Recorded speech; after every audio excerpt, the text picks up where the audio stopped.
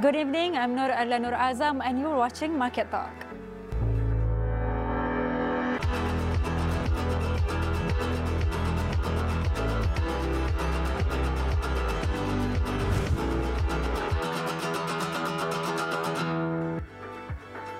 "2017 has been a great year for the e-commerce industry in Southeast Asia. Malaysia's e-commerce market is expected to increase to $8 billion within the next 10 years.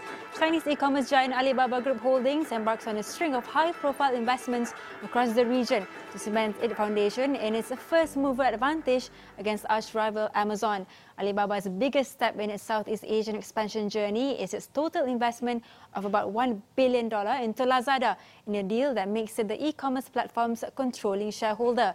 Its founder, Jack Ma, has been seen rubbing shoulders with leaders of the region, including Indonesia, Thailand, and most importantly, Malaysia, which leads to the agreement to construct a regional distribution hub, e-hub, that will act as a centralized customs clearance, warehouse, and fulfillment facility for Malaysia and the Southeast Asian region. And just last month, Amazon finally launched its much-awaited Prime Now delivery service in Singapore, making it the global e-commerce firm's first market in the region. The battle of two of the world's biggest e-commerce giants is happening in our shore, and what are the advantages or even the disadvantages that we can expect from this? And we welcome with us on Market Talk today is John Lim, the Vice President of Malaysian Digital Chambers of Commerce. All right, so Mr. Lim, the battle of the two giants, Amazon and Alibaba, it might be the most talked issue in the country, in the industry right now. And what is your take on this? In fact, when you look at Amazon move, we were expecting much longer last year. Since in fact, the last year they should have come in. This is much later, I think, from everybody, especially in the Southeast Asia, right? So we can see that with currently Alibaba has been very aggressive in the region. They are promoting and establishing their e-commerce hub in this region, especially, right? And basically, then this region have a lot of potential, the way we see it. And then that is why Alibaba has made the move. And Amazon, we look at them, is that they would like to take that same advantage, the same advantage in this region, opportunity, especially in the Southeast Asia, and what the market can give benefit to the businesses in this Asia. All right, and Alibaba recently launched the Digital Free Trade Zone with the Prime Minister Datuk Seri Najib Tun Razak. How do you see Malaysia gaining advantage from this agreement over other Southeast Asian countries?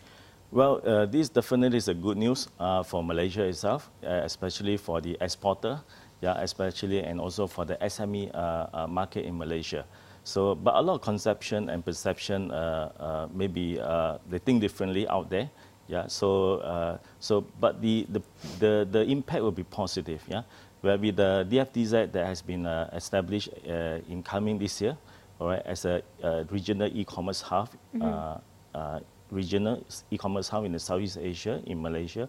This will benefit most of the SME and e-commerce merchants, especially if they want to export into the Asian market and outside Malaysia. Okay, it's interesting that you mentioned the SMEs, but I will get back to you on that. Yes. Because the government also, the Prime Minister in his speech said he is confident that DFTZ will be a catalyst in Malaysia's digital roadmap and achieve our aim to double e-commerce growth from 10.8% to 20.8% by 2020, and that is 3 years from now. So what is your projection? Do you agree with that, or do you think it's possible? Well, I think with a lot of activity and e-commerce have been in plan that line up by the different of the government agency and minister department. I believe that a lot of adoption has been going on, especially in promoting the digital economy and as well as the e-commerce in the industry in Malaysia. So so we also see that as the Prime Minister has spoke about before. This year will be the Internet Economy Year, 2017. So it's basically all in line, all the activities that I have been promoting from the top and down to the bottom, across the board and across the market, even the smaller businesses, we can see that more and more adoption of SME Malaysia. We see in the past when we started e-commerce, like in Malaysia was started in 2012, So we see the early stage of adoption of e-commerce among the SME retailer is only about 1%. So currently we see that the adoption have gone to about 5%. There's a significant increase.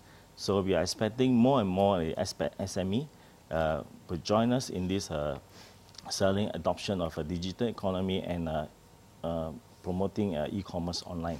Right.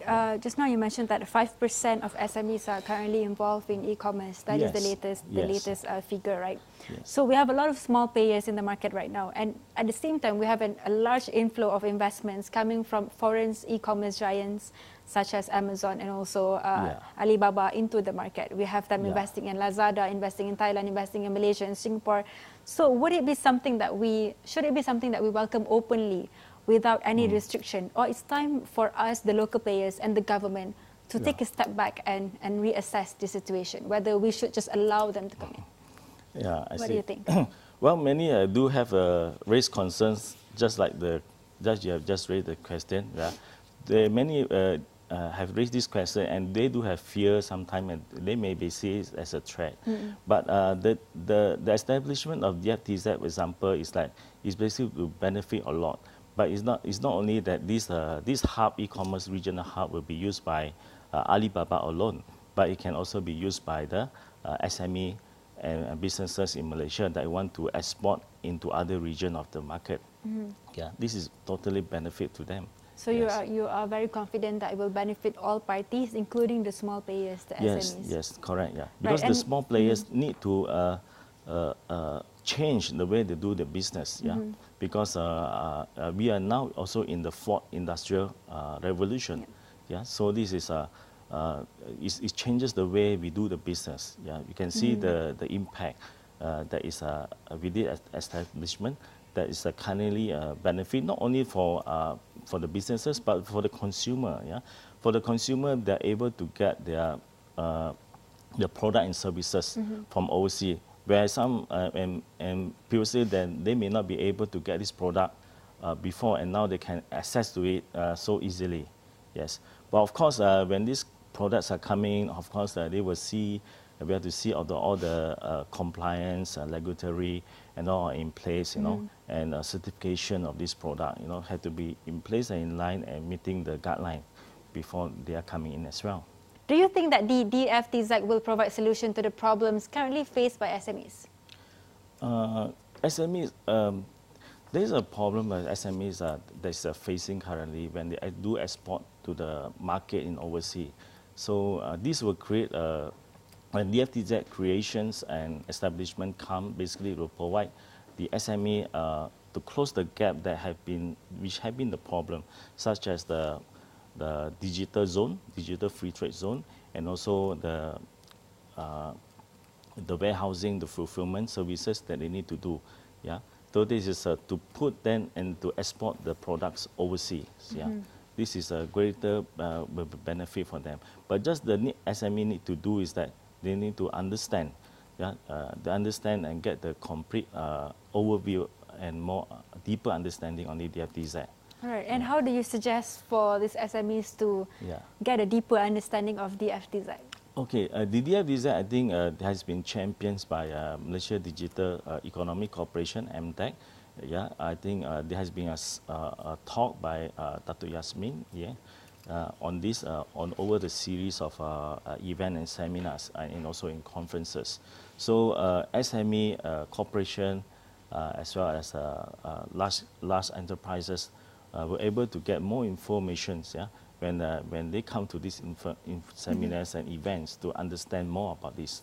Yes. Right, and as we can see that a lot of this, I guess, outreach programs for the SMEs to get them to be more involved with e-commerce happens in the city centers, while there are a lot of SMEs that are all around the country, especially in the rural areas, that are not receiving at least the same kind of information, and also I guess the same kind of access to the DFTZ or even the advantages that the government are currently providing to SMEs who want to venture into e-commerce. So what are your suggestions for the government and also for the SMEs in the rural areas to get to, well, I guess to get to the middle point? I see. There have been initiatives in the past years, the last 3 years, where we have this under the MDCC initiative has initiated the My Cyber Sales for Malaysia, where this during this 3 to 5 days event, normally retailer and SMEs basically give their best offers, yeah, on these days, and basically will benefit the online purchasers, yeah. But before to this My Cyber Sales, there has been a roadshow, a nationwide roadshow from Penang, from Klang Valley up to Sabah and Sarawak, that is going to reach out to the SME, basically to help them to go online, so to understand then what is the difficulty for them in going online, and also to help them to provide them the availability of platform, yeah, to make them to not only to sell as in the retails, but also to sell online. Right. Yes. And I mean, Malaysia's broadband penetration is about 77%. 77%. Yes. That is the latest. And also, but at the same time, even though it's 77% and going up, the speed of the connection is not universal, at least across the country. There are some places where it's still very slow. So how do you think that, I guess, the local players can mitigate this challenge? Well, there's a two-way when the online purchaser can purchase online, either through the mobile penetration, yeah, or they can use the internet on the web. Yeah. For example, these are the rural area where they have less connectivity for the internet. And slower. And slower, you see. So what happened is that a retailer can also basically reach out to this buyer, yeah, to not only through online, but through their retailer and also partnership to other e-commerce merchant, yeah, that is set the availability to them.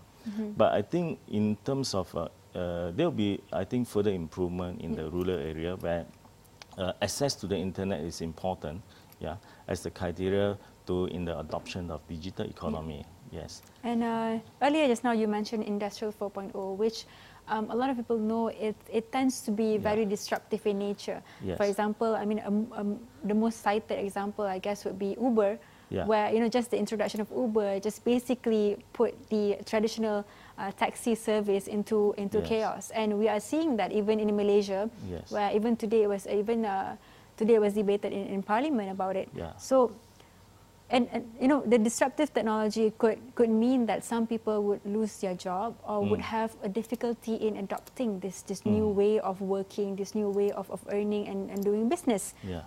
So what is your view on that? How do we help, I guess, let's say the older generation who might have difficulties adopting these technologies to mitigate and to help them to be able to be part of it and contribute to the economy and the society? We know that the first industrial revolution about gas and steam, right? The second revolution is about electronic and electricity and power. The third revolution is about electronic and information technology. So we are basically at the early stage of the fourth industrial revolution.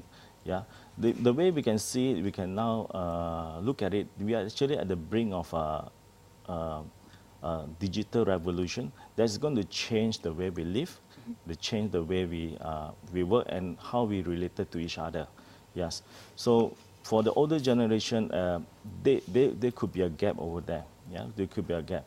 You can see when all these things is coming, we can see a lot more AI. We can see a lot of millions of people today are connected with the mobile devices. We can see a lot of robotic, automatic in terms of biological as well. So for the app like Uber, right? So this is a very destructive app. So the public or the market need to be adapt to it because it is intent to solve a problem. Yeah, it intend to solve a problem.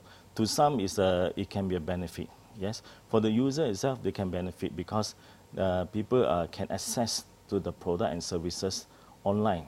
Yeah, so it's very convenient and easily available to them. Yeah, and Mr. Lim, where does MDCC stand amid all these exciting developments in the industry?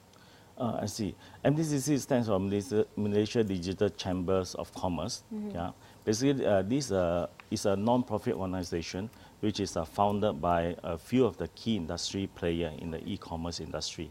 Yeah, so so there are councils in these members. Yeah. So what is our mission and objective for MDCC is basically to help the SME to sell online. Yeah. It's also that we also empowering the members of the among the SME among our members to leverage on digital technology and adoption of e-commerce in their businesses. Right. And just now you also mentioned that the in 2012 e-commerce involvement for SMEs is only about 1% when it first started, and now it's 5%. So it's still a very small number compared to the number of SMEs that we have in the country. So what are the efforts that are currently being done, especially by MDCC, in order to address this issue? In order, we are in line basically with the governments and also the governmental agency as well. When we saw this as a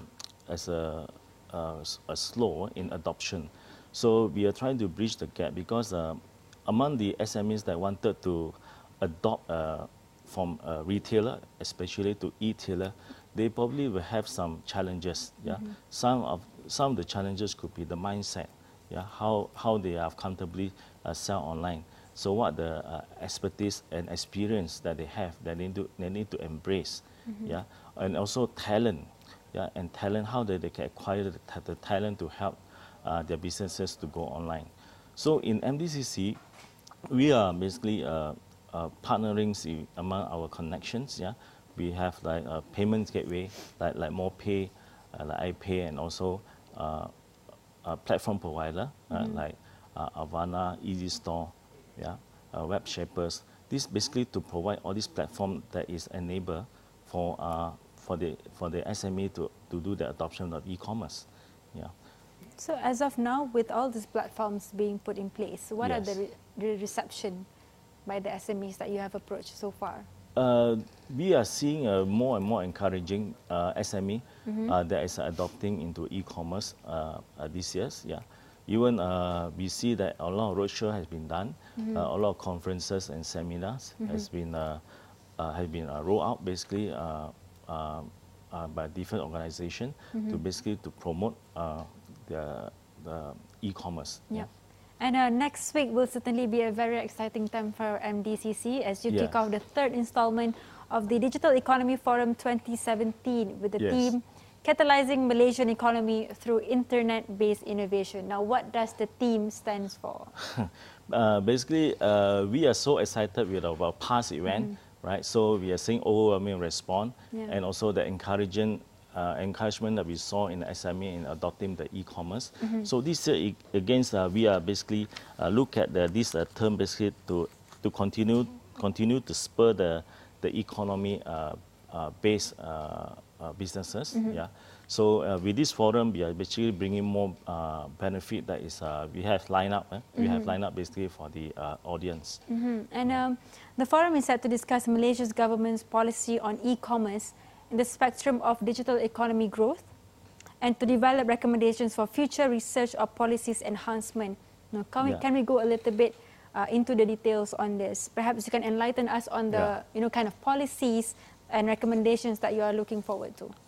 I think this is a pertaining policy, probably pertaining to the DFTZ, right? So there has been an initiative by the government, and has been launched early this year, and we can see how this policy maker or enhancement has been set, and also all can be further enhanced further by the industry expert and leader. They could be sharing during this session.